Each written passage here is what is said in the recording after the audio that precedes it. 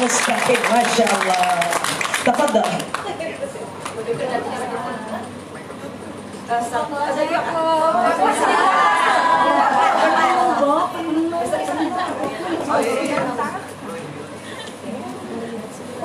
Minumnya cukup.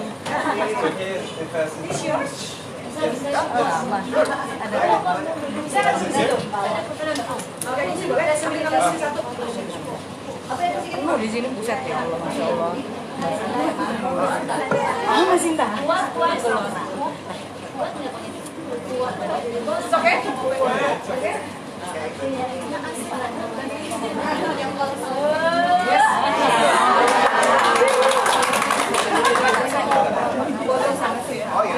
Bismillah.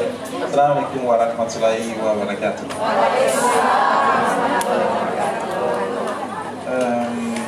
To start, I just would like to know who understands English. Can you please raise your hand if you Ibu-ibu yang understand ngerti English? bahasa Inggris, boleh acung tangan.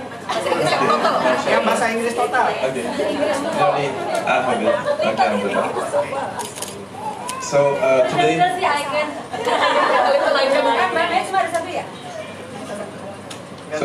so today, inshallah, I will say my story in a short version, and after that, we will talk a little bit about business, inshallah. Jadi hari ini mungkin akan bicara secara pendek saja, ceritakan kehidupannya. Nanti setelah itu juga beliau akan bicara tentang bisnis. So, as you know now, my name is Ishaq Mustaqim. I am born in Canada in a Christian family. Namanya Mr. Ishaq Mustaqim. Beliau lahir di Kanada, di Montreal, sebagai seorang Kristiani. My father is from Haiti and my mom is from Switzerland. So my father is a black man and my mother she's white, with blonde hair and blue eyes.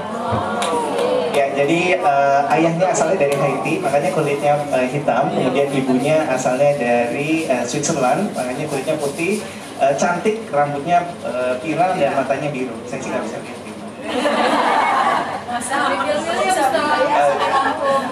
I did not grow up with my father. My father was not in my life. My mom, she got remarried and she got married with a French guy.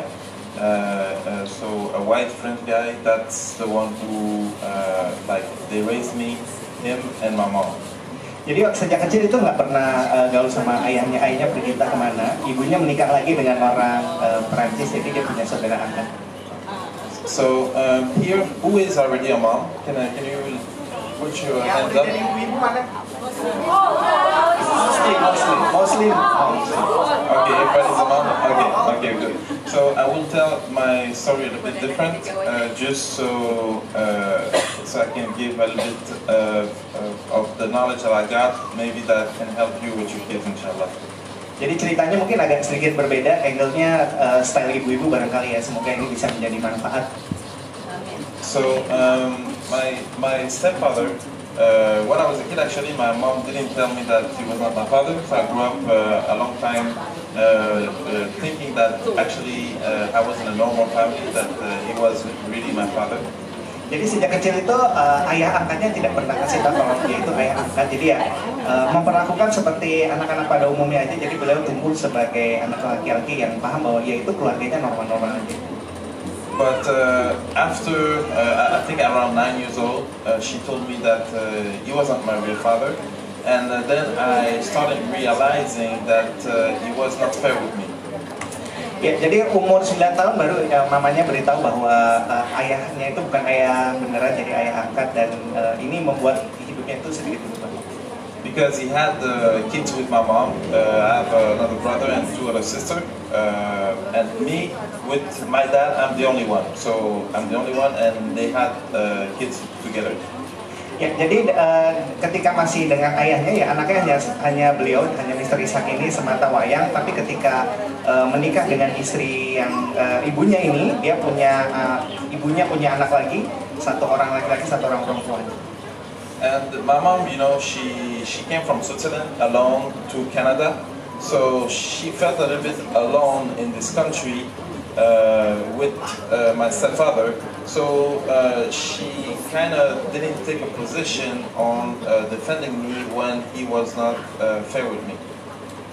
Jadi mamanya ini sering merasa kesepian karena dari Sepuluh ke Kanada itu lumayan cukup jauh, dan karena memang durasi yang lokasi yang jauh ini membuat kesepian, membuat agak sedikit depresi, sehingga ketika ayah angkatnya ini memperlakukan misteri khas secara kurang adil, ya nggak dibela akhirnya.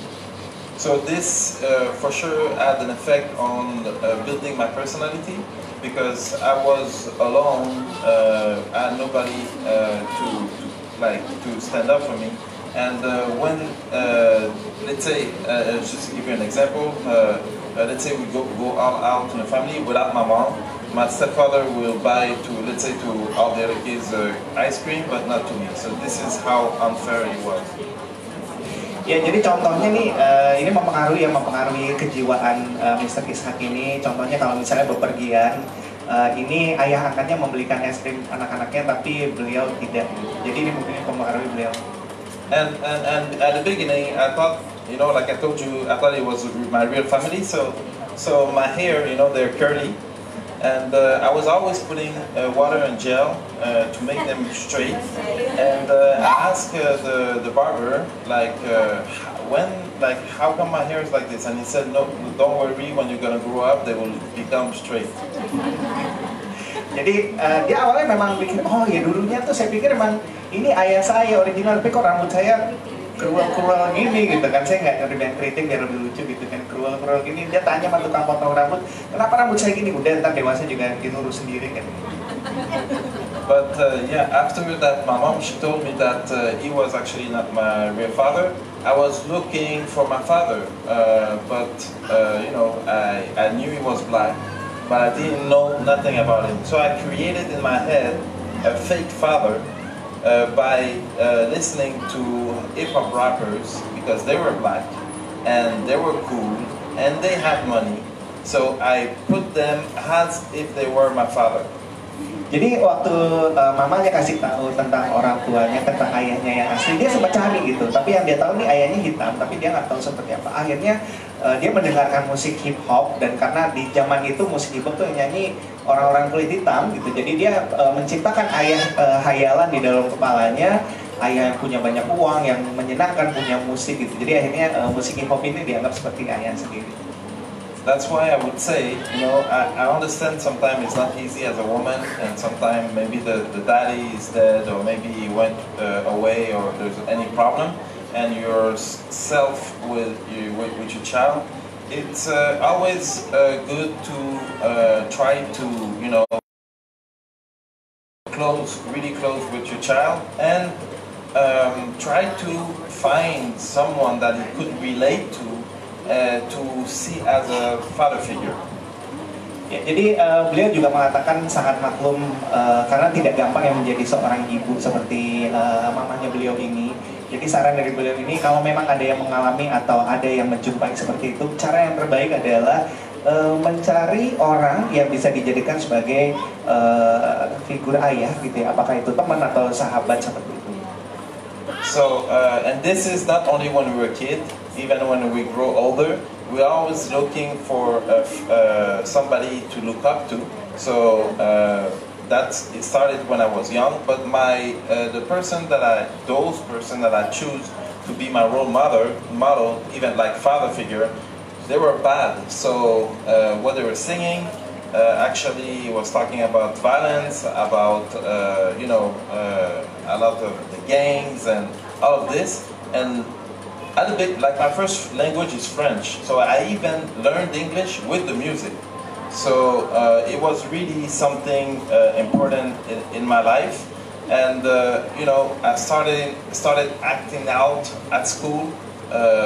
Didn't care about what the people were telling me, because in the music I was listening people get killed, and me, if the teacher or anybody in authority at the school would tell me anything, I wouldn't care, because it didn't match, the level of the violence of the music that I was listening.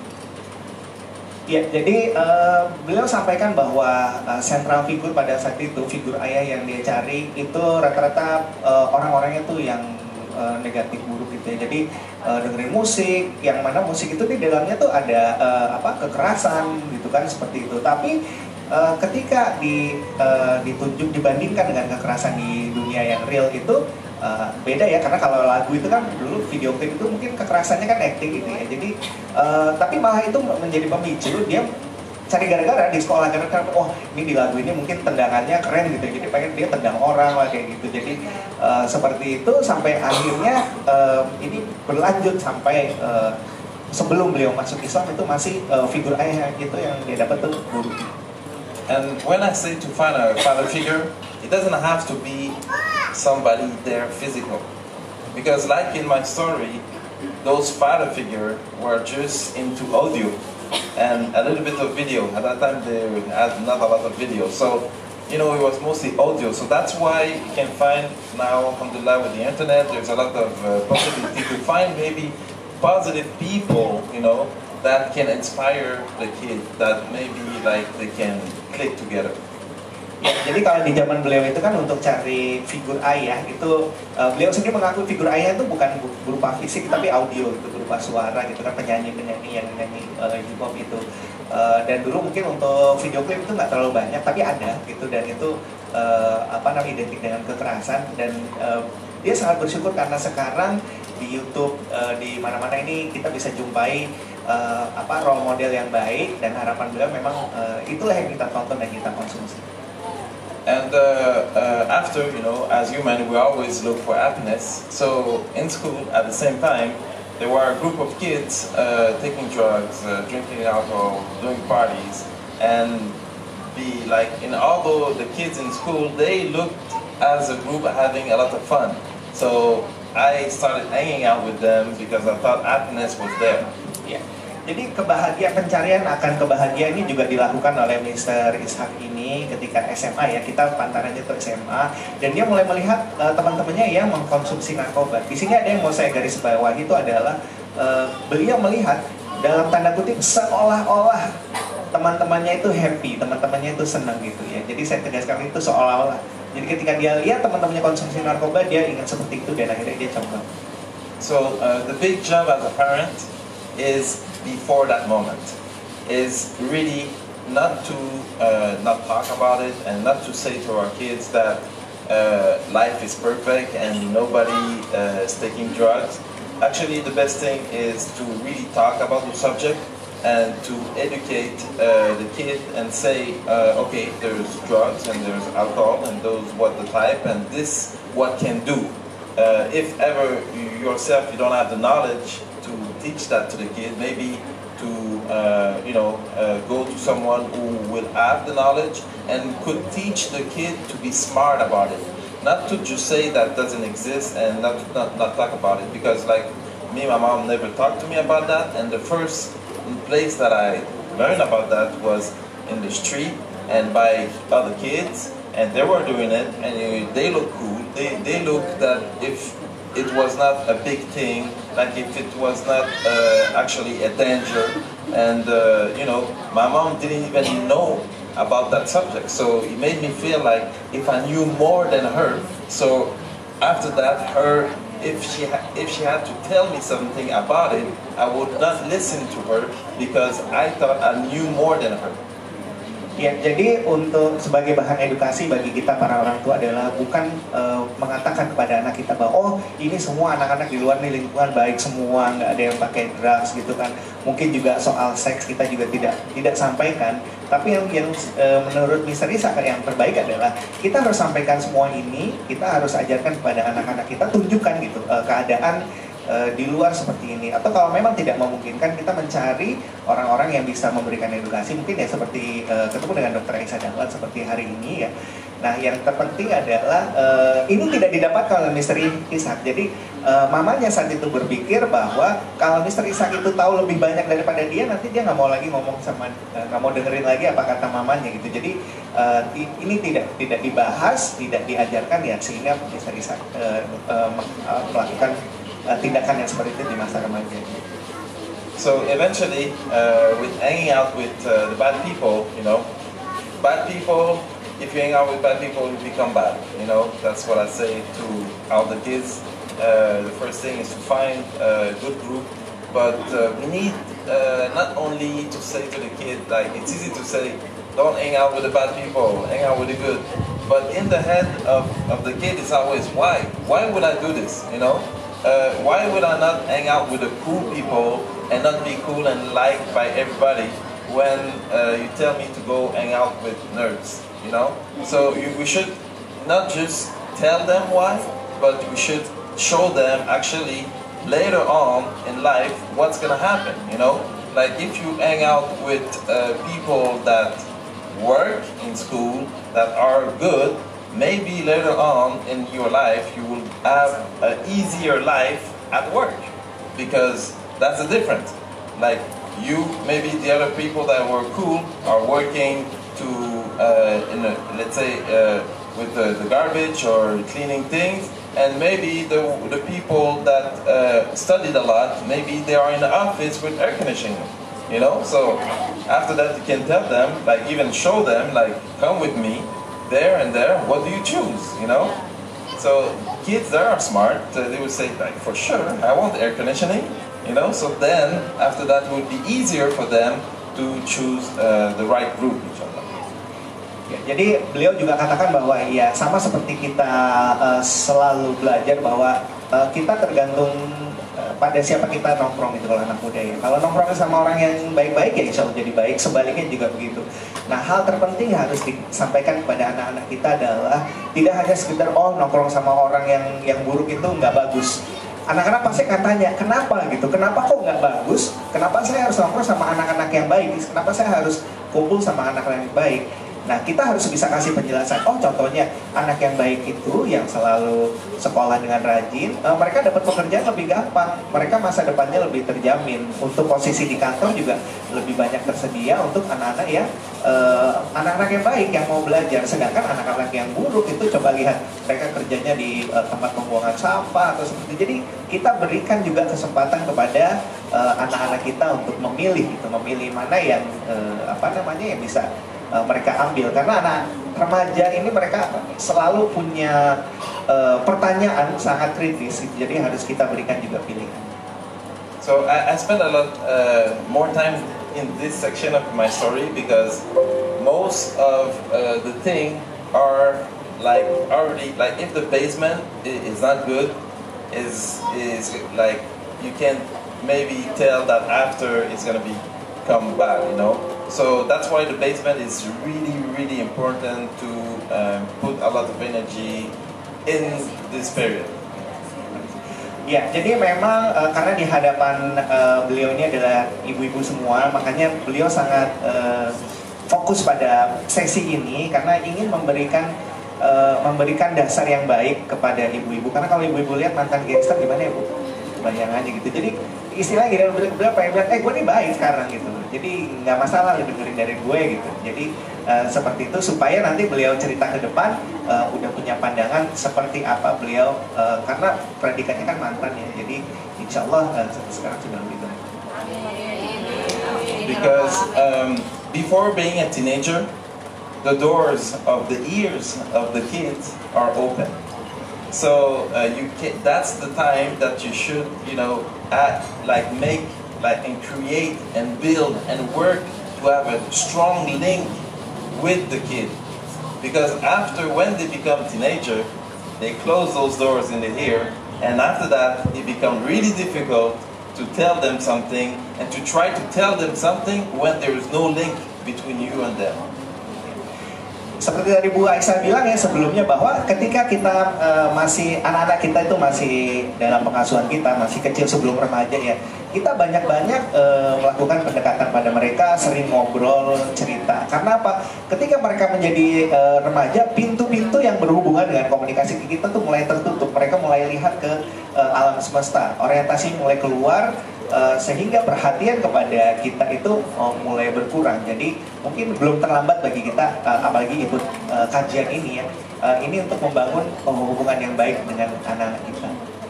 And just to finish that section, I would like to say that, you know, like as for me, my experience, I used to like hip-hop, rap music.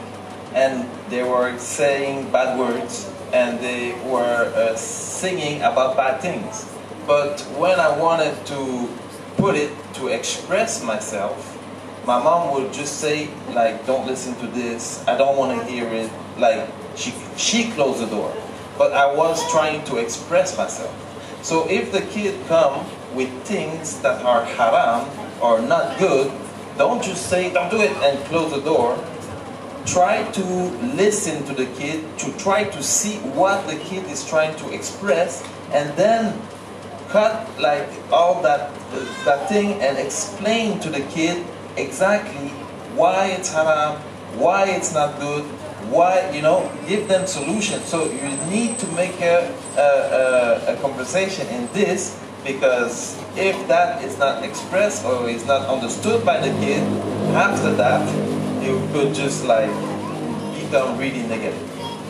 Jadi beliau tadi menjelaskan contohnya seperti waktu remaja, beliau suka dengan musik hip hop, dan itu lirik-liriknya itu sebagian besar itu tidak baik ya, jelek gitu. Dan ketika dia mau mengekspresikan dirinya di hadapan mamanya, mamanya cuma bilang, pokoknya mama nggak mau dengar kamu nyanyi lagu kayak gitu. Jadi tutup pintu komunikasi. Nah, beliau menyarankan bahwa ketika anak kita datang ingin cerita atau ingin sharing atau ingin melakukan sesuatu yang kelihatannya tuh memang haram, buruk di mata kita, maka disinilah saatnya kita bangun dialog.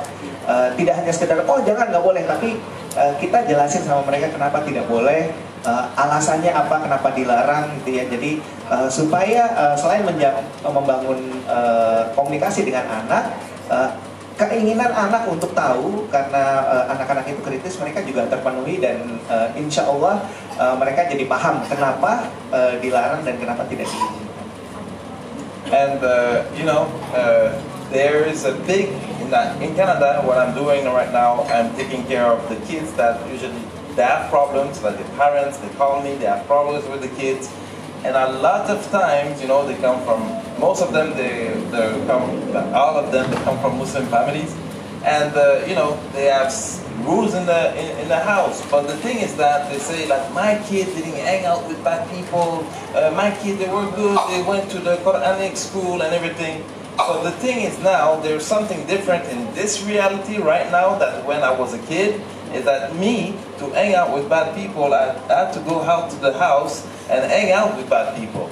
But now the kids, what they have to do, they have to close the door of their room, go on the cell phone or the iPad or anything, and just hang out with bad people online, you know? They have plenty of ways, like, and Facebook, Instagram, YouTube, like there's so much ways that you think your kid is good, and behind the door, they're really like surrounded with all those bad people. Ya, jadi beliau ini juga seperti Bu Aisyah ya, seorang trainer motivator juga di negaranya dan mengurus anak-anak remaja. Kebanyakan ini orang tua yang Muslim itu datang ke beliau dan bilang, oh enggak kok, anak saya baik-baik aja, anak saya nggak pernah nongkrong sama yang buruk-buruk gitu ya, selalu baca Quran, masuk ke sekolah Muslim gitu ya. Nah, beliau ingin sampaikan bahwa zamannya ini udah berbeda. Kalau di saat zaman beliau itu, kalau mau jadi anak yang buruk ya tinggal harus keluar rumah cari tongkrongan yang buruk. Tapi sekarang anak tinggal masuk kamar, tutup pintu, online, bisa lihat dari YouTube, dari Instagram gitu. Jadi kita tidak pernah tahu gitu di belakang pintu itu ada apa. Oleh karena itu pengawasan dan kontrol ini harus lebih ketat, meskipun memang tempat main anak kita atau tempat tongkrongan anak kita itu kelihatannya baik-baik saja. So because I was hanging out with bad people, became bad. Because I was a leader, became the worst, and that led me to juvenile jail. Ya, karena beliau dulu itu tongkrongannya dengan anak-anak yang buruk gitu kan, akhirnya masuk penjara. Kurang lebih itu kalau saya tidak salah ingat itu kurang lebih umur 15 tahun. And in juvenile jail, I had the choice either to go work or either to go to school. I chose to work. But the first day when I was supposed to go to work, the guard that was there decided that he would not let me go. Jadi waktu di penjara itu dikasih pilihan mau sekolah atau mau kerja gitu ya. Ketika dia pilih mau kerja, tapi ketika di hari pertama itu entah kenapa sipir penjara itu tidak mengizinkan dia untuk keluar untuk bekerja. And because of the music I was listening and to the movies I was watching, the gangster mentality like really criminal and violent, I didn't care about consequence and mostly about life. So when they choose to give me a test to see if I was crazy in that juvenile jail, they showed me a drop of paint and I had to say what it was, what was I seeing in those drop of paint. Actually, I didn't see nothing, but I was just playing with them, saying, okay, now I see a lot of blood. Now I see somebody shooting in the head of somebody else, and on, like stupid answers like that. Ya, jadi di penjara remaja itu di sana, ibu-ibu, itu ada semacam tes. Jadi tes ini untuk anak-anak yang mengkonsumsi obat-obatan terlarang ini, dalam tanda kutip, seberapa gilanya anak ini gitu. Jadi karena dia tuh sering dengerin musik-musik, nonton film-film yang keras, brutal, tapi kesadarannya masih ada gitu. Jadi ketika ikut tes itu, ditanya gitu, kamu lihat apa? Ini ada gambar apa? Ada halusinasi atau enggak gitu? Dia kepikiran untuk ngerjain aja nih orang-orang penjara ini. Jadi dia bilang, oh ya saya lihat darah bercucuran, oh saya lihat ini ada orang kepalanya ketembak. Jadi jawaban-jawaban yang membuat dia dianggap dalam tanda kutip gila. So when was the time for me to go to work? The guard said no. So I just left the place and I ran out from the juvenile jail. After that, I got caught, I had to go to court. The judge had to decide between two things, because those people from the juvenile jail wanted to send me into a crazy hospital because of a test that I took. They thought I was crazy for real. And my mom wanted me to go to Switzerland to work for my uncle. Ya, jadi balik lagi tadi di hari pertama dia mau kerja itu kan nggak boleh sama sipirnya. Akhirnya dia tetap kabur gitu ya, walaupun memang ketangkep dan mau diadili. Di pengadilan itu dikasih pilihan. Pilihan yang pertama, apakah dia mau ke Switzerland, jadi di Switzerland itu oleh mamanya diminta bekerja sama pamannya, atau pilihan yang kedua dimasukin ke rumah sakit jiwa. Kenapa begitu? Berdasarkan tes yang tadi diambil, jadi dianggap memang dia gila betul lagi. So, alhamdulillah, the judge decided that I should go to Switzerland, so I went to Switzerland to work for my uncle. At that age, at 16 years old, what is the most important in your life? It's your friend. So they sent me there alone, and I was feeling really alone. That was in a time that internet did not exist. There was no Instagram, no Facebook, so the only way to contact my friend was by writing letters. At the same time, they were guys from the street, so they would not like send me letters. So that was still bizarre, you know, to send a letter to a guy. So the only way was to make phone calls long distance, and that cost a lot. Ya. Jadi umur 6 ini terjadi yang tadi cerita dia itu diadili, itu umur 16 tahun, sampai akhirnya alhamdulillah hakim memutuskan untuk beliau itu bekerja di Switzerland sama pamannya, dan dia dikirim sendirian ke sana. Dan umur 16 tahun, bayangkan ibu-ibu, pasti remaja kan kepengen punya banyak teman ya. Jadi beliau merasa sendiri di sana, terus nggak ada teman yang bisa dihubungi karena apa? Tidak ada internet, tidak ada seperti sekarang Instagram dan lain sebagainya. Jadi caranya adalah dengan berkirim surat. Tapi teman-temannya dia berpikir lagi, teman-temannya di Kanada ini apa mau ya kirim surat buat kemana, ke gangster gitu. Jadi dia nggak mau seperti itu. Akhirnya ya terpaksa lewat, kalau kita mungkin interlokal ya, dulu interlokal, telepon interlokal, SLI gitu kali ya.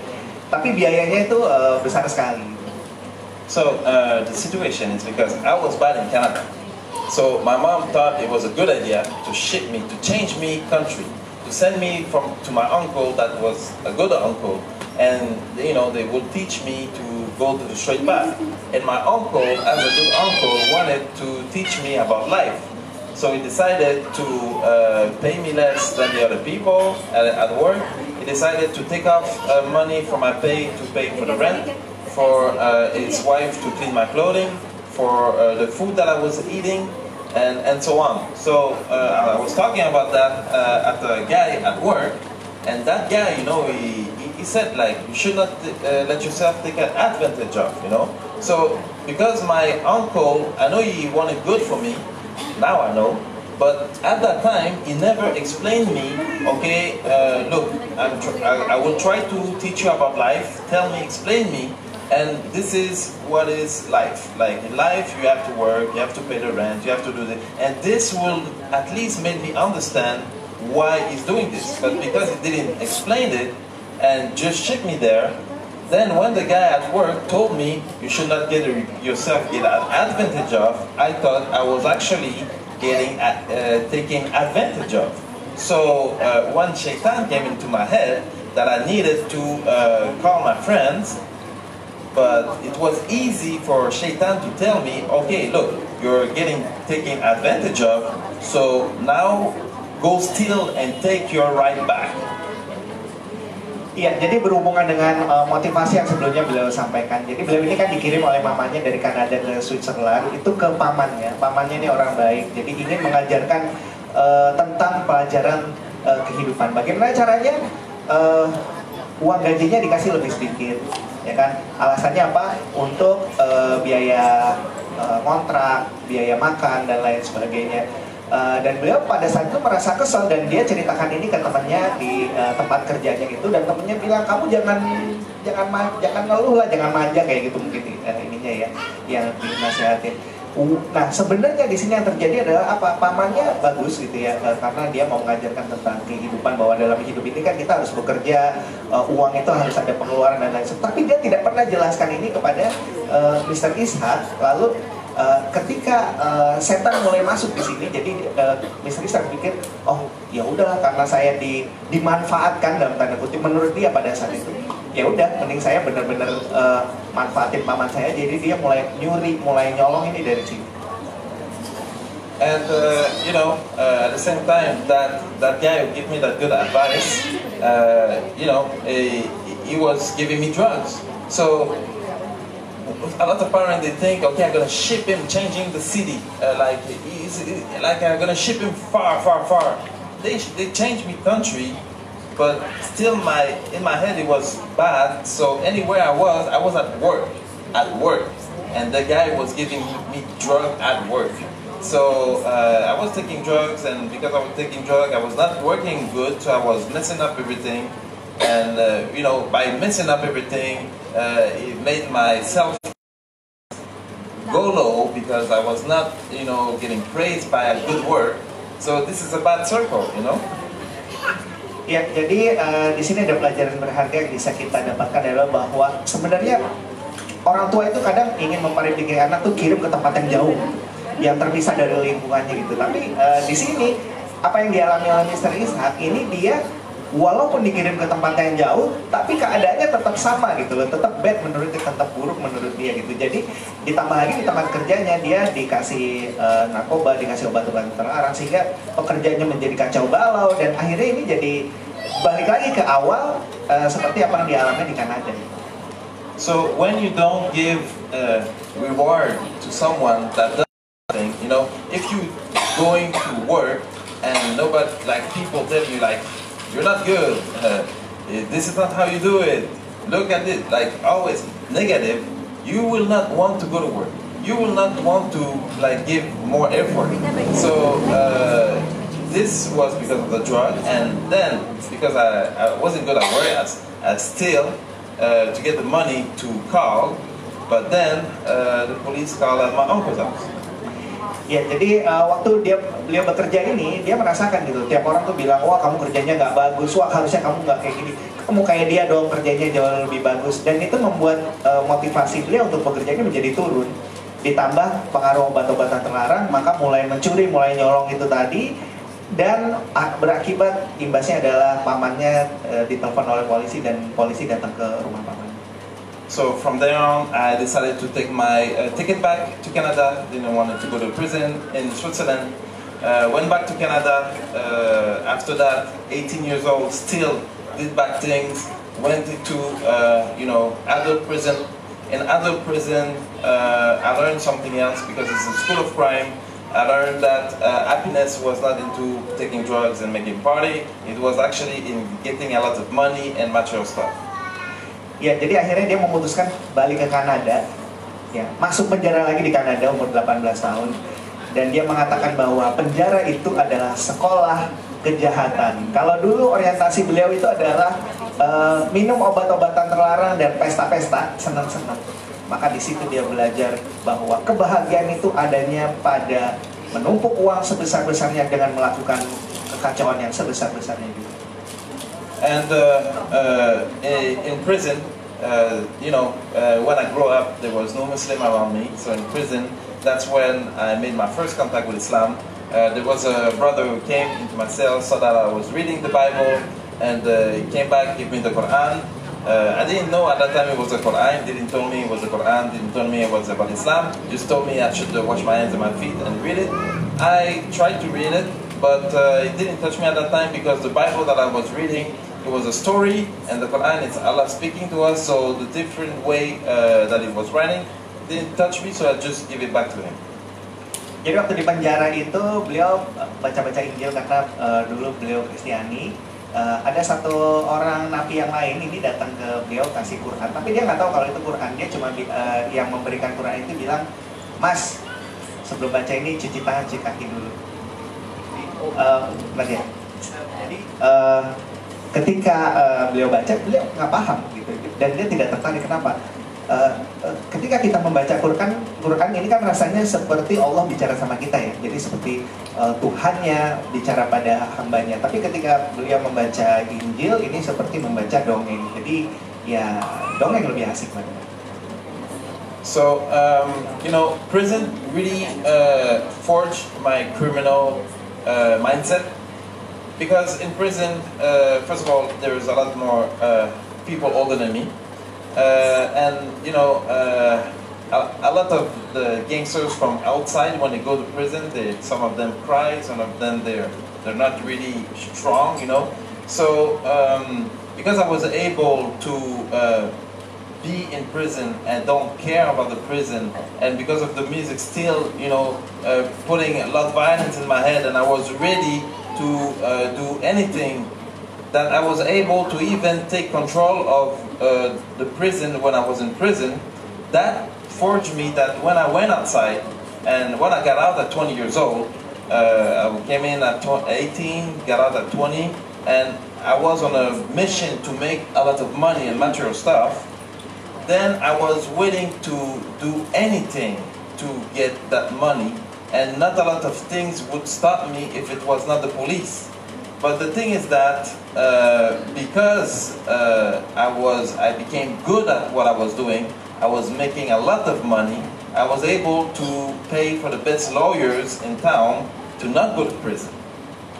Ya, jadi pada saat di penjara ini jiwanya tertempa, jiwa kejahatannya itu tertempa. Karena di penjara seperti kita tahu kan ya, kekerasan, siapa yang kuat dia yang menang gitu. Jadi kalau mungkin ibu-ibu lihat badannya seperti ini ya, ini survive gitu di penjara itu, menjadi leader di penjaranya, dan ketika keluar umur 20 tahun ini beliau mulai membangun ya gengnya, mulai mengumpulkan uang sebanyak-banyaknya, dan tidak ada yang bisa menghentikan dia kecuali polisi.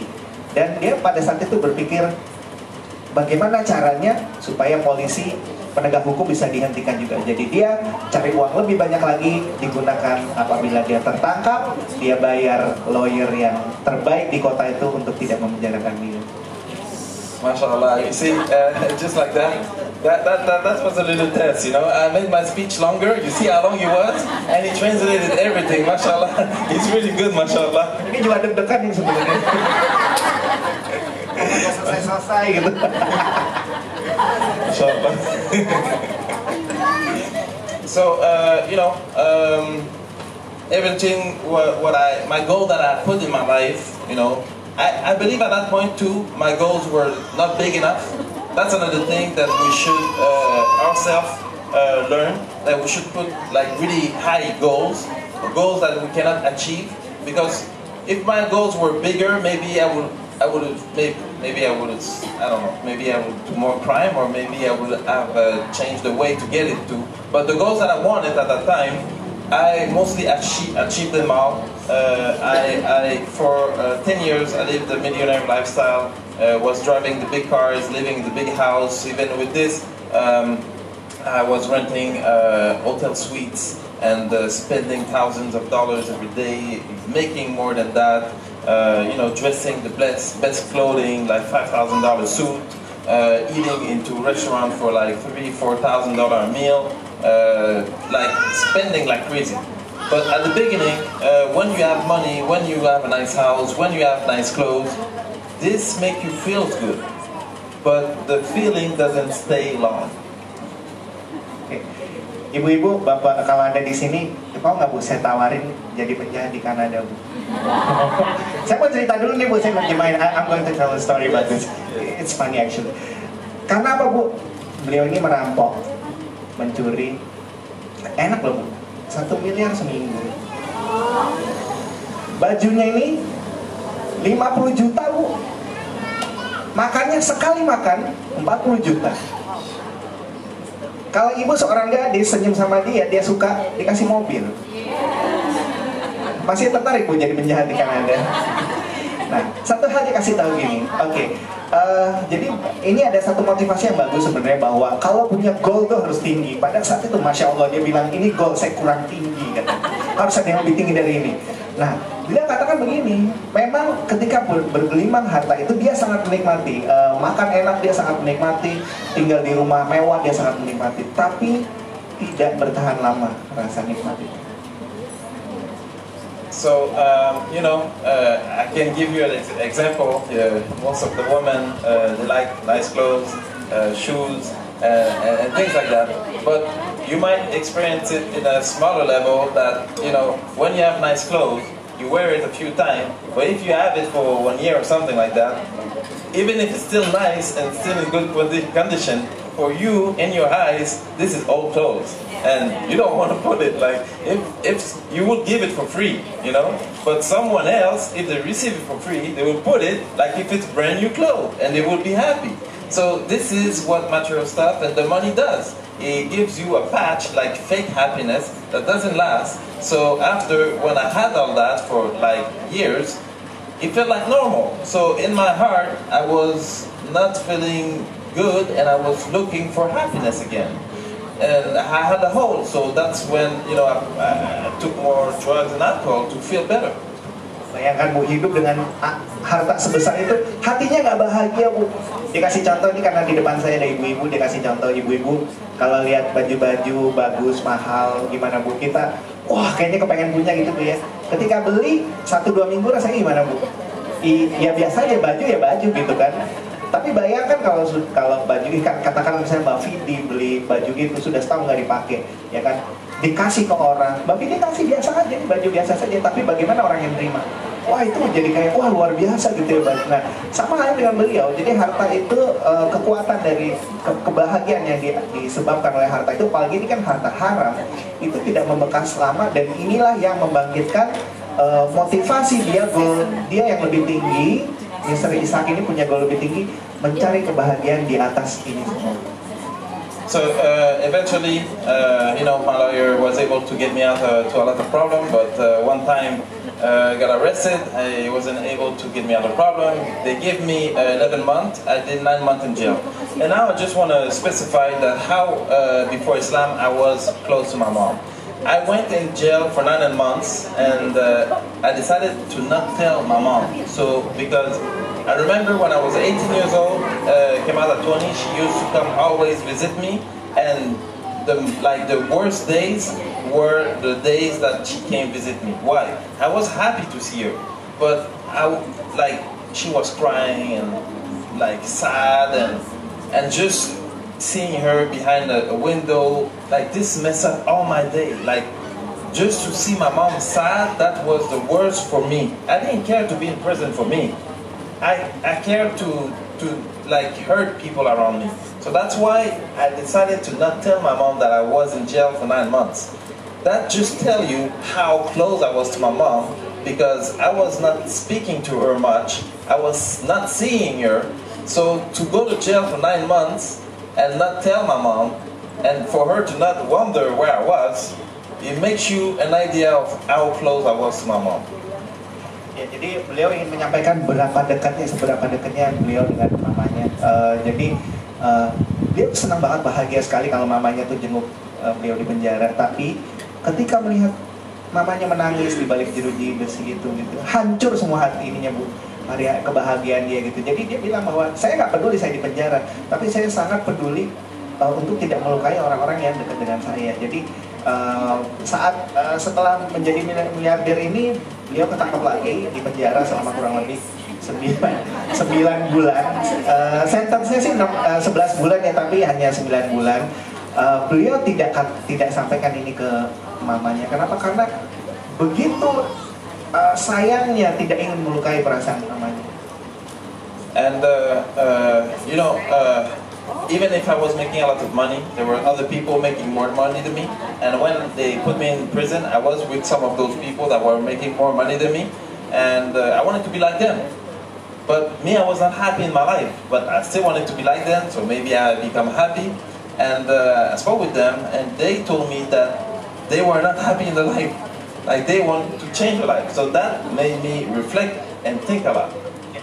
Jadi ketika di penjara 9 bulan itu, ibu-ibu ketemu dengan gangster lain yang penghasilannya jauh lebih besar.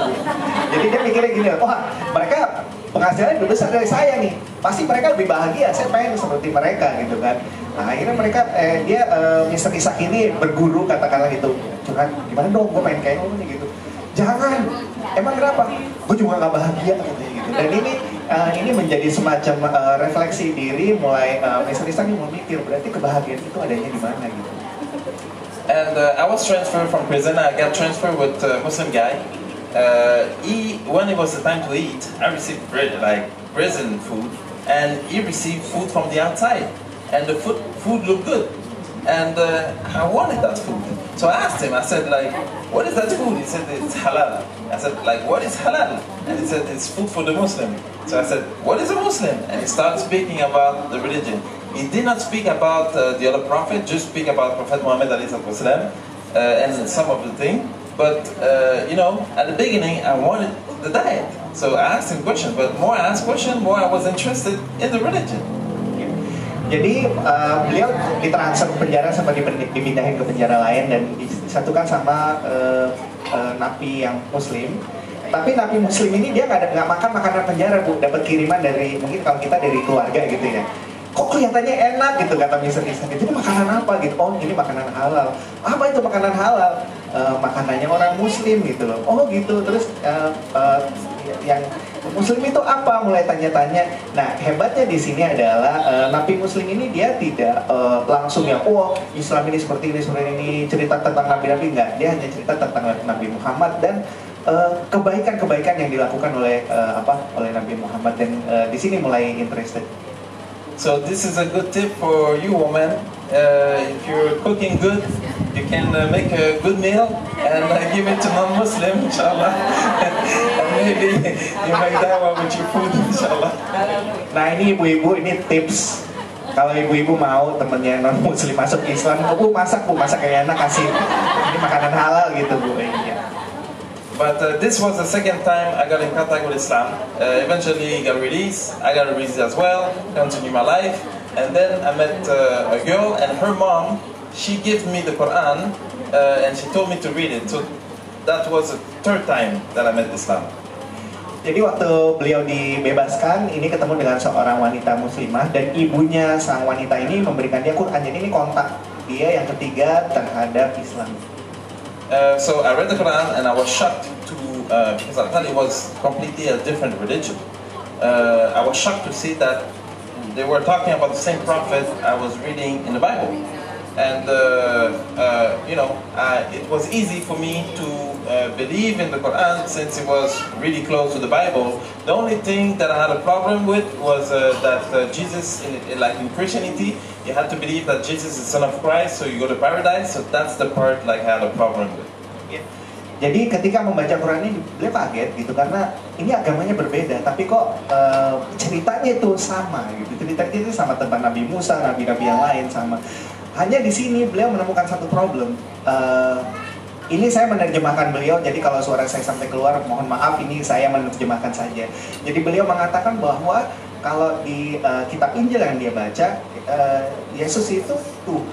Nah ini agak bingung, Yesus itu Tuhan, tapi anaknya Tuhan, dan untuk bisa masuk surga harus yakin terhadap hal itu. Jadi ini menjadi problem buat dia. But alhamdulillah, you know, with there's a lot of video online and writing, so I made my research and Allah guided me. I accepted everything about Islam and went to do mashallah and become a Muslim. Jadi setelah itu beliau mulai riset, belajar, lihat-lihat video online dan akhirnya masuk Islam, mengucapkan 2 kalimat syahadat. And you know, Allah is the best of planners. And in Canada, at least, okay, when people revert to Islam, they become Muslim. Everybody in the masjid, they're like, they're happy and they go kiss them. And 3 days after, nobody's there to teach them about Islam. Like they're alone and there's nobody to support them. Jadi kalau di Kanada itu ibu-ibu kalau ada yang masuk Islam itu muslimin muslimah yang lain di masjid itu seneng gitu ya, bikin pesta gitu, dicium tangan atau bagaimana gitu, pokoknya seneng lah gitu ya. Tapi setelah 3 hari berlalu ya jadi sepi lagi karena apa? Nggak ada yang mengajarkan. Tapi mereka merasa kesepian karena tidak banyak yang bisa mengajarkan tentang agama Islam. But Allah had a plan for me, so when I reverted to Islam, just a few days after, the police called at my mom work and they were looking for me for a crime I did before. My lawyer said I should give myself in. I went to prison. First time I entered the prison as a Muslim, and now in prison there was a brother. MashaAllah, he had a goal. From morning to night, his goal was to teach me the more about Islam. So we were just speaking about Islam all day. So I learned how to pray, I learned some surah, I learned a lot more about my religion. So alhamdulillah, you know, Allah is the best of planners. For me, that month was not actually prison. For me, that month was Islamic school. Subhanallah. Ya, jadi masuk penjara lagi Bu. Masuk penjara lagi, apa namanya, di penjara ini ketemu dengan orang muslim lagi gitu. Nah, goal orang muslim ini, napi muslim ini adalah dari pagi sampai malam ngomong tentang Islam. Jadi akhirnya apa, Mr. Ishaq bersama dengan napi yang muslim ini, mereka belajar tentang Islam. Jadi kalau dulu beliau beranggapan bahwa penjara itu sekolah kejahatan, ini jadi sekolah muslim. And you know, in prison, the food is not good. So usually when you get released, you say, I'm gonna eat good food, you know? And again, Allah, the better plan for me is when the day after, because I was in month in prison, not eating good food. So when I got out, the day after was the month of Ramadan. So in my head I was like, what? Like, I just did not eat good food for 1 month, and now you tell me that I have not to eat for 1 month? Ini berarti ada 2 rombongan ibu-ibu yang ketawanya terpisah Bu ya, nggak apa-apa lah gitu. Sekarang saatnya gilirannya yang belum tahu. Jadi di penjara itu kan makanannya nggak enak ya Bu ya. Nah, ketika beliau bebas, pasti keinginan terbesarnya Pak, pengen makan makanan enak. Tapi karena beliau sudah masuk Islam, ketika keluar dari penjara Ramadan Bu, dia harus puasa kan. Jadi dia bilang, hah? Di penjara gua udah makan gak enak, keluar penjara gak boleh makan. Alah, gimana gitu ya, kayak gitu. But alhamdulillah, you know, Allah is the best of planners. In Canada, at least, the month of Ramadan in the masjid is not like the other months. The other months, there is just a little bit of people in masjid, and in the month of Ramadan, the masjid is full, you know. You feel the vibe of festivities. And that's the first time I actually went into the masjid and, you know, learned that how it was in the masjid. And when I actually prayed one of the first time in the masjid, when I put my forehead to the floor, made sujood, I felt, it's not a vibe, I felt something inside me that was more than, like the happiness was more strong than all the happiness that I had in my extreme life, like spending a lot of money, living the luxurious life. What I was feeling at that time was feeling better than all that thing that I lived before, you know, the calm and the happiness. So at that moment, with my with my forehead on the floor, that's when I took the decision to really follow Allah and the Prophet Muhammad. Jadi beliau merasakan Ramadan itu di Kanada. Ini kalau biasanya masih sepi, ini mungkin seperti kita yang di Indonesia gitu full rame gitu. Selalu ada pesta di saat-saat berbuka dan sahur. Jadi beliau sering kumpul di masjid dan inilah untuk pertama kalinya beliau merasakan sholat di masjid. Dan ketika pertama kali ibu-ibu beliau ini sujud di masjid, beliau merasakan ketenangan dan kebahagiaan yang ketika dibandingkan dengan apa yang sudah dia raih sebelumnya dengan uang yang begitu besar, nggak ada artinya Bu. Dia merasakan ketenangan, kebahagiaan, dan sejak saat itulah beliau Mr. Ishaq ini bertekad 100% untuk menjadi hamba Allah yang sejati. So it was really hard for my mom, you know. I was a bad boy, did a lot of problems. Police coming to the house a lot. She had to come visit me to prison and much more problems. So when I reverted to Islam, for me, it was the first time I did something good. You know, I was proud, you know, I did something good. I wanted to tell my mom, you know, so she could be proud. So I called my mom to tell her that I became a Muslim. Yeah. Jadi beliau ini kan anak nakal Bu ya, nggak pernah ngelakuin sesuatu yang benar gitu ya, berantem, nyolong gitu, terus masuk penjara pula, ibunya harus nengokin gitu. Jadi waktu masuk Islam beliau tuh merasa melakukan sesuatu yang baik gitu kan, ada sebuah kebanggaan dan beliau telepon mamanya mau kasih tahu ini. So I called my mom and said, Mommy, je suis devenu musulman. My first language is French, so I said, Mom, I became a Muslim. So she said, what? You choose the worst religion ever! Why didn't you become a Buddhist or something? She said, never come home with your carpet to pray. Jadi waktu telepon ibunya, Ma, gue masuk Islam, Ma, gitu. Ibunya bilang, what? Kenapa kamu pilih agama yang terburuk di dunia? Kata ibunya gitu. Ini saya tegaskan begini supaya ibu-ibu nanti dapat konteksnya waktu terjemahan berikutnya. Agama terburuk di dunia. Kenapa nggak pilih Hindu atau Buddha sekalian? Jangan pulang ke rumah bawa tuh karpet buat ibadah sekalian tuh, bawa sana karpet. Jangan karpet itu, udah bawa sana. So you know, I just reverted to Islam. Islam is the most important thing in my life. I wanted my mom to become a Muslim, so I always wanted to make da'wah to her.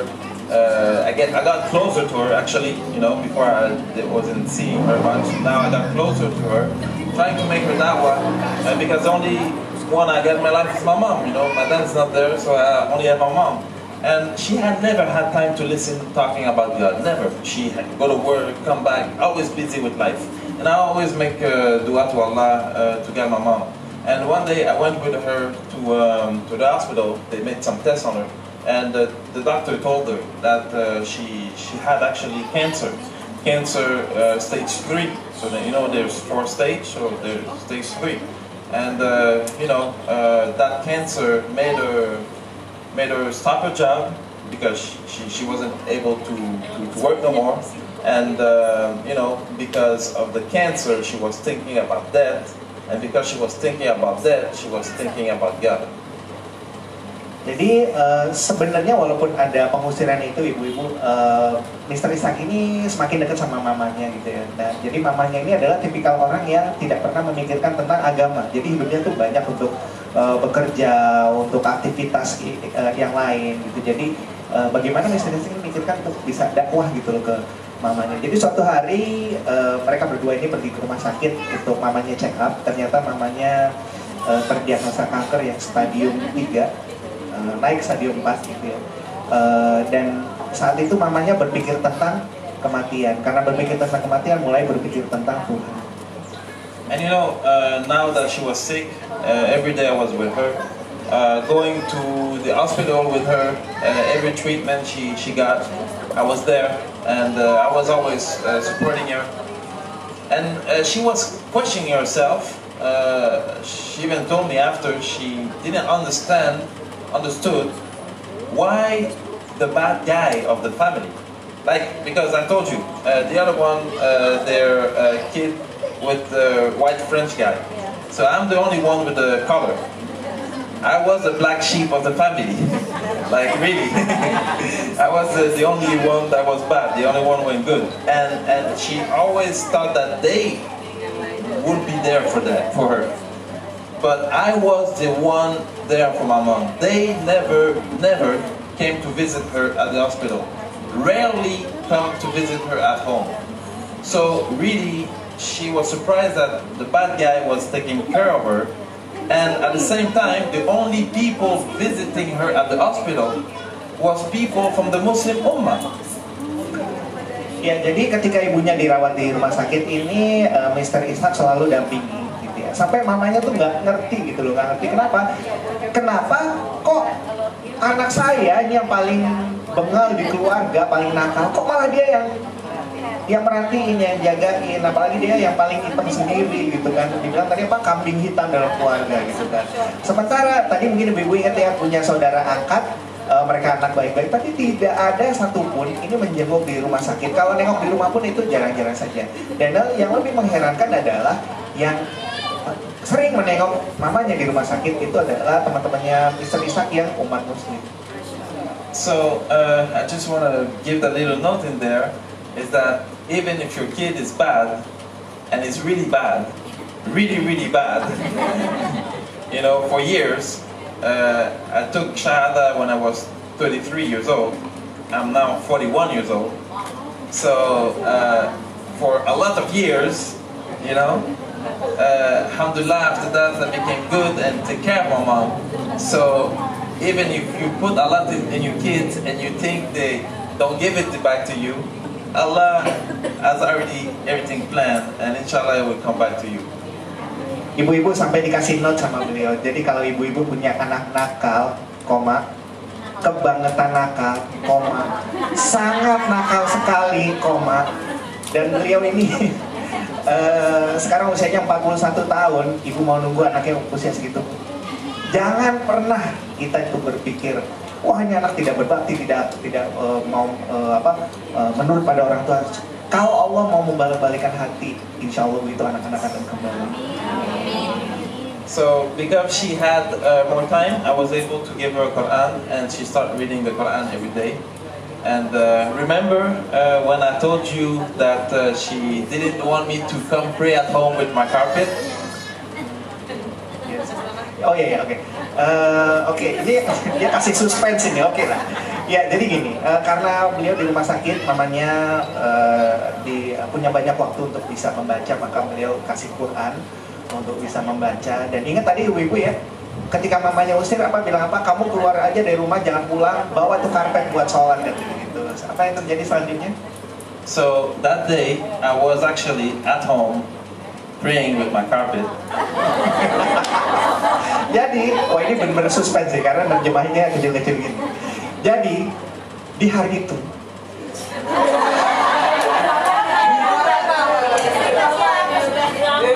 oh enggak kan 41 tahun Bu ya? Di hari itu saya sedang sholat di atas karpet yang tadi itu suruh bawa keluar. So I was praying, and I finished praying, and after I felt something behind me. So I just turned like that, and I saw my mom. She was actually praying behind me. Saat itu saya sedang sholat, saya merasakan ada sesuatu yang mencolek saya di belakang saya ini. Dia menyolek saya merasa ada orang lain sholat di belakang. Saya langsung nengok gini. Saya lihat ada mama saya ikut sholat bersama saya. And you know, she told me, she said, every time you go to pray, please come get me. Terus ibunya bilang, nak, mulai sekarang kalau kamu sholat, ajak-ajak mama. So alhamdulillah, this is my little story, and now alhamdulillah, Allah make it possible for me to share my story. My goal would like to inspire millions of people to go on the straight path, to give hope to the mother with the kids that are bad, that maybe they will go good, and to give hope as well to the kids that are in the bad way, that are not feeling good, that they could actually make a change in their life if they want and feel better. So that's why we created the new movement. You know, Shaitan is always trying to get our kids and even our adults, even us, with music videos, movies. There's video games, like all those things that Shaitan utilize to put in our head that actually being the bad boy or the bad girl, that this is cool. You know, like you can see like actors and actresses, like I'm gonna talk for a woman now, like everybody, like in my life before Islam, there was prostitute around me, and the way they were dressing was more conservative than now those singers that are singing in front of people right now, you know. So that's the model that we give to our kids, you know. So now, you know, in the West, it's cool to be new, you know. It's for the bad, for the boy and the girl. It's cool to be bad. It's cool to smoke. It's cool to dress like a gangster. So this is why we created this simple movement, you know, that it's cool to be good. Like, it's cool, actually, you don't need to be old and have a white beard to be in the deen. That you can be young and look cool and be in the deen and help the poor and help the orphan and pray to Allah and become a good Muslim and be a good Muslim. That cool, it's cool to be good. So that's the movement. It's cool to be good. Alhamdulillah, jadi goal tertinggi beliau sekarang ini adalah menjadi inspirasi khususnya bagi anak-anak muda yang saat ini gemar melakukan hal-hal yang buruk. Beliau juga tadi sampaikan bahwa setan ini menyisipkan lewat musik, video, lewat games. Tapi beliau bilang menyisipkan, jadi bukan musik atau video game atau yang lainnya yang buruk, tapi setan menyisipkan hal-hal di dalamnya yang menunjukkan bahwa kalau kita melakukan hal yang buruk itu kelihatannya keren. Sampai beliau cerita, sebelum beliau masuk Islam itu di daerahnya itu dikelilingi oleh pelacur. Tapi pakaiannya, busana yang dikenakan pelacur pada zaman beliau itu lebih sopan dibanding artis-artis yang nyanyi di TV sekarang ini, gitu. Jadi ini yang mau beliau tanggulangi adalah bahwa setan ini sekarang berusaha untuk keren nih kalau kita mengumbar aurat, kalau kita ngerokok, kalau kita mengkonsumsi narkoba gitu. Jadi gerakan yang beliau usung kampanyenya ini it's cool to be good, artinya adalah keren loh berbuat baik gitu. Jadi nggak harus nunggu jenggot dulu untuk bisa jadi pemuka agama, untuk jadi kepala sekolah, tapi bisa kok muda kayak gini nih berdoa kepada Allah itu kelihatannya keren kok gitu loh, melakukan hal yang baik juga keren. Jadi ini yang sekarang sedang beliau galakkan. So I would like that movement to become international, and for to support the movement, the first thing you could do is to subscribe to my Instagram, you know, at Ishaq Mustaqim.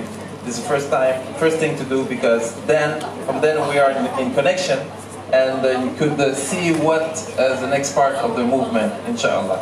So that will be the first thing. And for the people that already heard my story before, they know now that I, modified my story. Not modified it, but I told it in a way that I could bring you value. And I just want to add something, because I said at the end I will speak about business, but now I give you value in my story. I hope so. Okay. I would like to talk about business, but let's say talk about the best business on earth is the business with Allah, because you are a woman, you are a mother, and you are not like men. You have a big responsibility. You know, Allah put you on the top. You're the diamond. You represent Islam, but actually you're the one that will teach Islam to our next generation.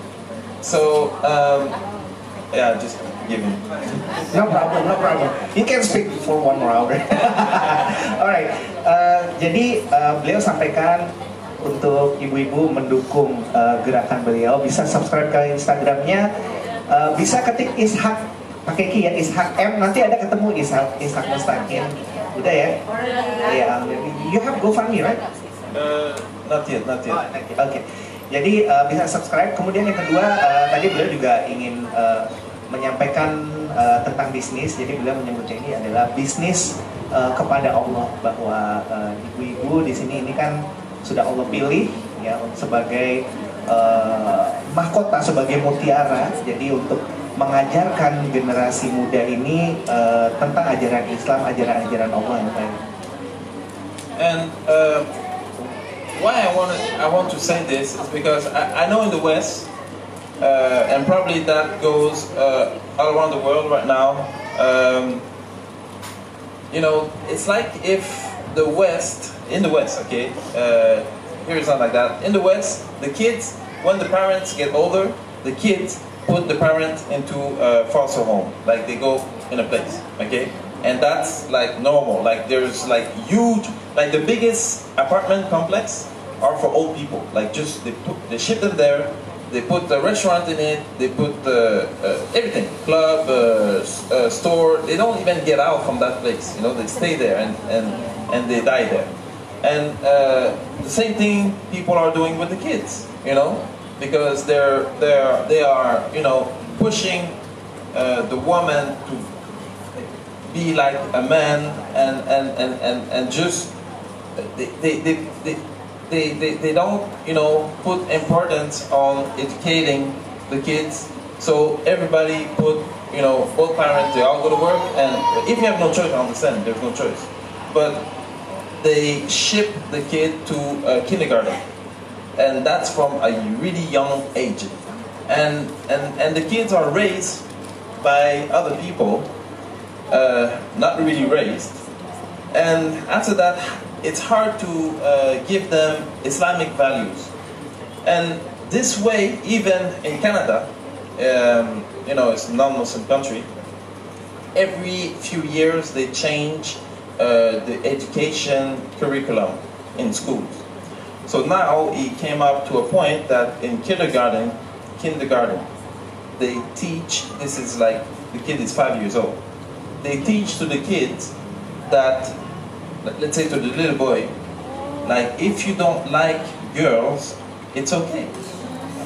You can love boy, you know, but you know, as a mom, maybe you already have a kid. At 5 years old, you're gonna say to a little boy, "Do you like her?" He's gonna say, "Nah." Like there's no boy that like girls at that age, you know. It's like putting them in their head that you are an homosexual, you know, and they're teaching that homosexuality is good, that changing your sex is good. There's kids now in Canada that change their sex before they even adult. And they teach to those kids at school that how to masturbate. Like, it's okay to masturbate and how to do it.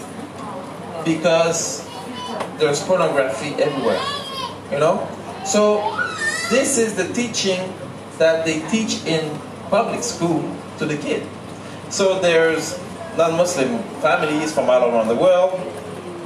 Yes, Canada is a good country. There's peace and all that, but there's always two sides. So the Muslim family go to Canada, they live a better life, like they have more money and they live better.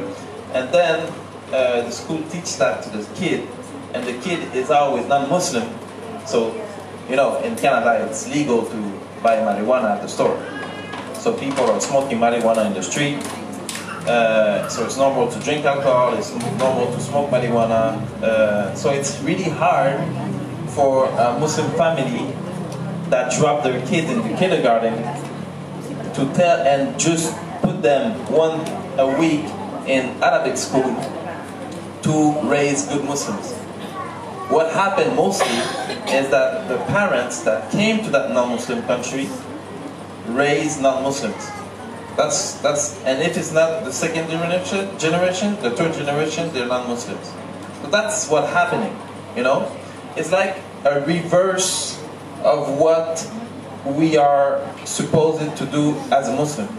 As Muslim, and I'm talking a lot now. No you want me? problem. No problem. I'm gonna let you translate now. Okay. Can I take it? Yeah. Okay. Jadi beliau tadi sempat menceritakan tentang kejadian yang kalau bagi kita orang Timur ini menyedihkan karena di Barat itu normal saja untuk orang tua itu dimasukkan ke panti jompo. Dan panti jomponya itu bukan yang seperti kita di Indonesia, Bu, mewah. Apartemen di dalamnya dicukupkan, ada kolam renang, ada restoran, dan itu gratis. Ada toko dan itu gratis juga, dan matinya di sana juga orang tuanya. Nah, kejadian yang sama ini juga terjadi ketika kita membesarkan anak-anak kita gitu. Jadi di Kanada itu wanita juga di encourage atau didorong untuk bekerja juga di kantor. Jadi tidak mengurus anak, bekerja. Akibatnya apa? Anak-anak itu dididik oleh, sering dididik atau sebagian besar waktunya itu dididik oleh orang yang bukan orang tuanya. Bahkan itu TK sudah dari usia 3 tahun, 4 tahun, 5 tahun itu sudah dititipkan di orang lain. Dan yang mengerikan adalah di Kanada itu umur 5 tahun, guru itu sudah bilang gini, kamu nggak suka punya teman perempuan gitu. Kalau anak laki kita kan ditanya gitu, ya kalau ditanya kamu suka nggak sama misalnya siapa namanya Udin, kamu suka nggak sama siapa Hadijah gitu, nggak suka Bu, karena apa? Anak-anak kita kan belum ada pemikiran soal seksual ke sana gitu, ya belum, masih kecil gitu, pasti maunya main sama anak cowok juga gitu. Nah di sana ini mulai disusupi, jadi ketika oh kamu nggak suka sama perempuan, nggak apa-apa, suka sama anak laki-laki gitu. Jadi mulai untuk LGBT itu sudah mulai diajarkan di sudah mulai diajarkan di sekolah-sekolah. Bahkan untuk, mohon maaf ya Bu, masturbasi atau onani ini menjadi bagian kurikulum di sekolah. Jadi gini, oke, kamu tidak memperkosa orang lain, ya udah masturbasi aja gitu, onani saja. Karena apa, di sana legal untuk kegiatan itu. Bahkan untuk beli ganja Bu ya, kalau usia kita sudah 18 tahun, ibu pergi ke warung beli ganja itu legal Bu, nggak ditangkap di sana gitu. Jadi dan yang terjadi adalah bahwa Kanada ini negara yang bagus untuk non Muslim. Jadi untuk pendapatan, untuk cari pendapatan, untuk pendidikan ini bagus sekali di Kanada. Problemnya adalah untuk orang-orang Muslim yang terlanjur menyekolahkan anak-anak yang di Kanada ini menjadi bermasalah. Kenapa? Anak-anak mereka yang Muslim banyak bergaul dengan yang non Muslim. Akhirnya apa yang terjadi? Banyak anak-anak Muslim sekarang diasuh oleh orang tua non-Muslim. Jadi ini menurut beliau adalah kebalikan ya, kebalikan dari hijrah kebaikan yang beliau mau lakukan, mau perjuangkan. Thank you. So our not even goal, it's what we should do as Muslims. You know, Prophet Muhammad ﷺ wants that on the day of judgment, he has the biggest ummah. So our job as Muslim and Muslimah is actually like making babies is actually our job, you know. We should make a lot of babies, but not just make a lot of babies, we should raise them as Muslim. And that's where most of the job come to you, woman, Muslimah, is to raise good Muslims. And I could come here and speak about business, but I think like I said, the best business is the business with Allah. And the best thing I think for Muslimah is really to learn the religion the most possible, so they can teach by themselves. Not only send them to school, like they can teach them by themselves, by acting the way they act, you know, to the kids on what is Islam. Because it's easy in Canada. In Canada, they say you have to be good. Like the kids, what they knows about Islam, it's haram. Like no, like this haram, this haram, this haram. Pray, go pray, go pray. Haram. So, but he doesn't know why. He has no explanation, and he see the dad he goes to work and the mom, and because they're living in a non-Muslim country, here you're blessed, mashallah. When it's time for prayer, there's adhan. You go to pray. There's musalla everywhere. In a non-Muslim country, if you don't put the adhan there, and mostly people will turn it off because they're shy to let other people know that there's Allah Akbar singing, like going on their phone, so they turn it off. So there's nothing to remind you that there's a prayer. A lot of times they are shy to ask the boss, can I have a break? I need to pray. Or they prefer go smoke a cigarette than to pray because they have a break. And usually they don't pray and they come home and they all do the prayer together of the day. Or they don't pray at all. So if the kids, they see this, you know, it's like dawah. The best dawah is not by speaking and showing, and it's how you act, you know. If you act good with people, like, let's say when I want to give something, I want to help somebody, okay? I would do it because I have a good heart and I just want to help, but I try to put something to make dawah and say, oh, I do this because I'm Muslim. So this is dawah. So the same thing you do with the kid, you know. You have to act as a Muslimah, and the man act as a Muslim to show the dawah to the kids, because the kids, they don't speak, but they're not stupid. They're recording everything. Ya, jadi beliau menyampaikan bahwa seperti sabda Nabi besar Muhammad SAW, di hari pengadilan nanti ini umat beliau yang paling besar.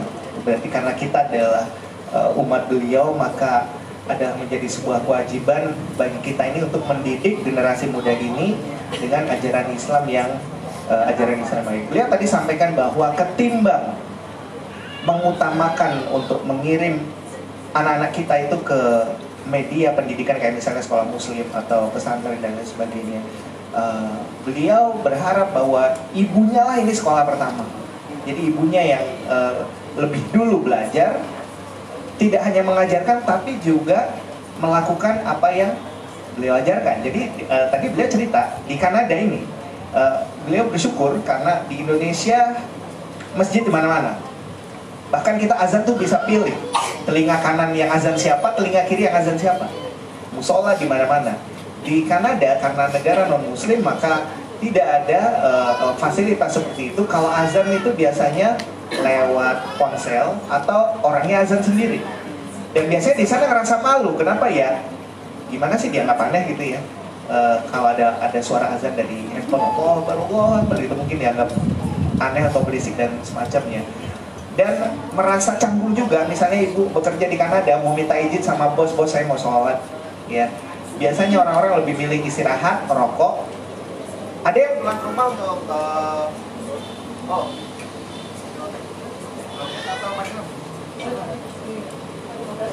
habis ya, Bi? Baterainya habis kayaknya bisa.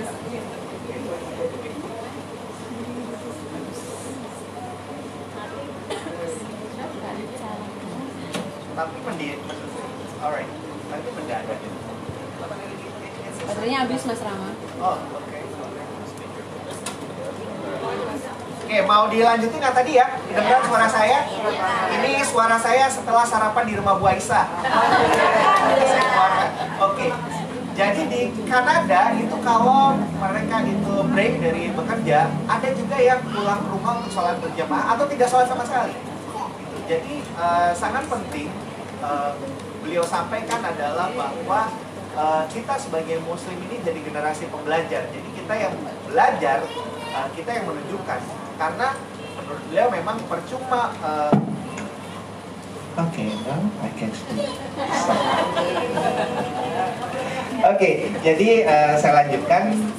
Penting bagi kita untuk tidak hanya nyuruh. Jadi kalau di sana wajar Bu. Jadi kalau orang tua itu cuma, hey ini haram, sekarang sholat, ya sekarang tahajud gitu. Tapi orang tua biasa tidak mencontohkan. Jadi beliau tadi sampai dalam tanda kutip mengancam siap-siap saja. Anak memang tidak bicara apa-apa, tapi dia merekam kegiatan orang tuanya. Oke, go ahead. So that's a message I wanted to say, that, you know, we have to raise a good Muslim, inshallah, and be part, because Islam is going to win with us or without us, you know. And our goal as a Muslim is not to make millions and billions of dollars. If we can have it, it's cool, because we can help people.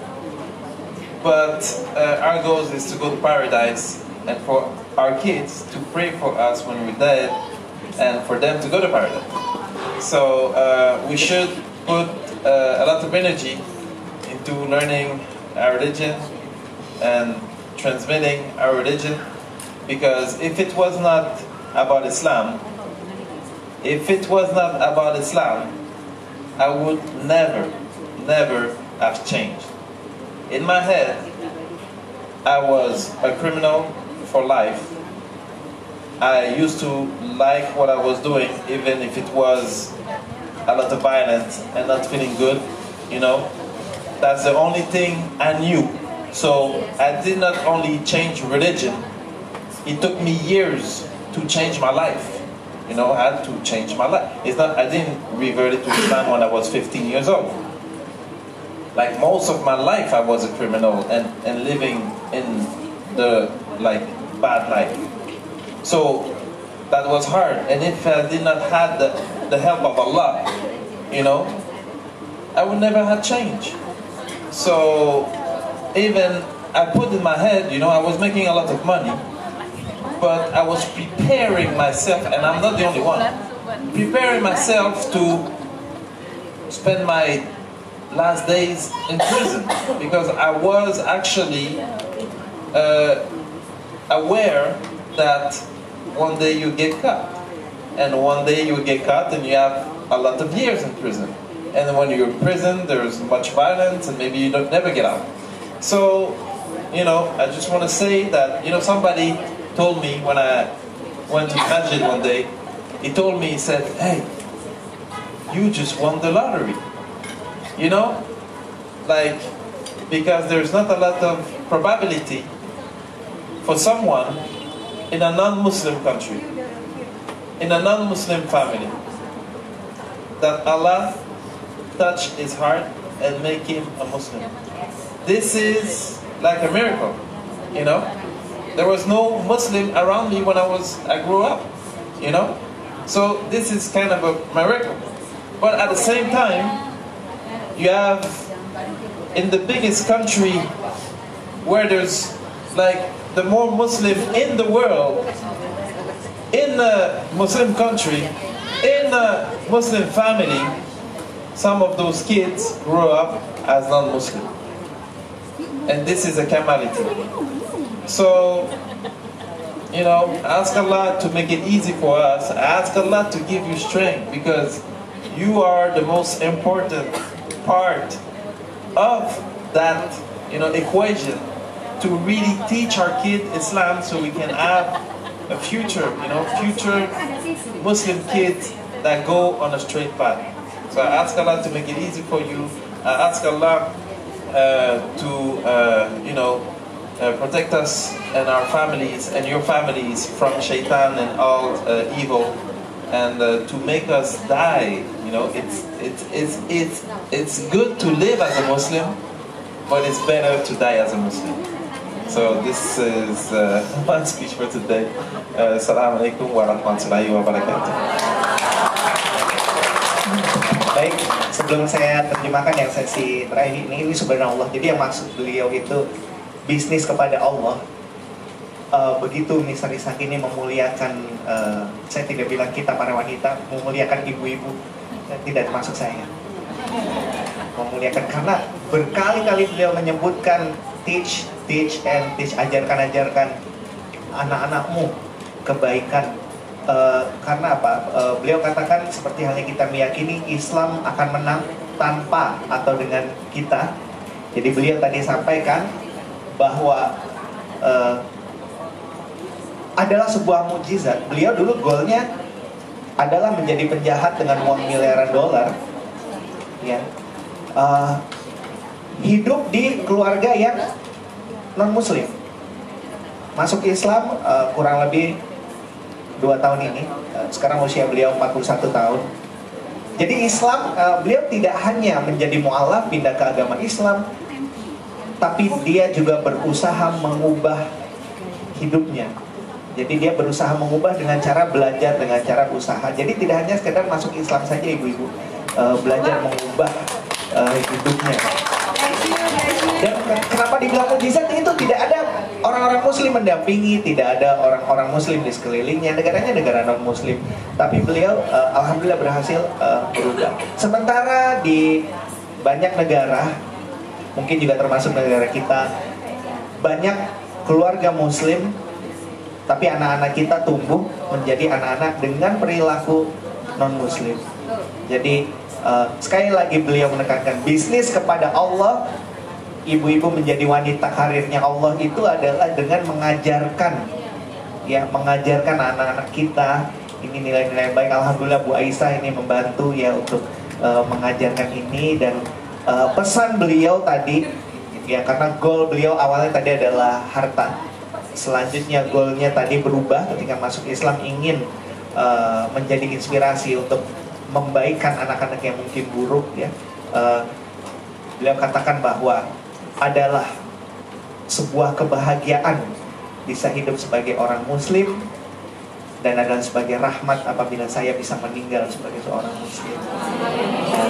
Saya yang bertugas sebagai translator, mohon maaf apabila banyak terjemahan saya yang kurang baik, kurang tepat barangkali, karena di sini juga pasti banyak masternya yang tidak hanya nerjemahin tapi udah keliling ke luar negeri juga gitu. Jadi saya berusaha dengan segala keterbatasan saya untuk menangkap pesan dari beliau. Semoga bisa diterima ibu-ibu dengan baik. Wabillahi taufiq wal hidayah. Assalamualaikum warahmatullahi wabarakatuh. Again, you know, it's probably now. I think it's the last time I speak in public in Indonesia before I leave. And what do you think about this translated? Huh? What do you think about this translation? Very good. MashaAllah, you know?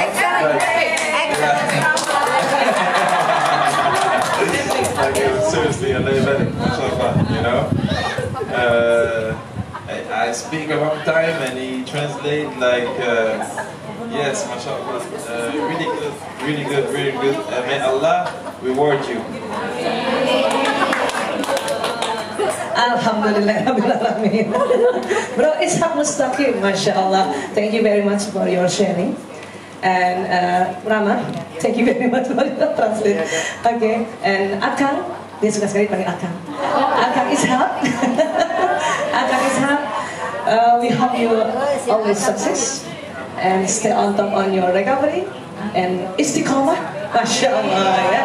Mungkin nggak buka tanda jawab karena mau ke dokter gigi ya. Iya Mbak Uwi ya. Mbak Uwi mana ya?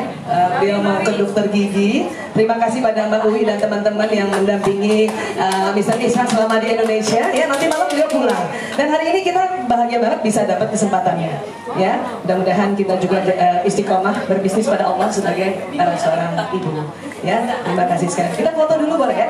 Nanti kalau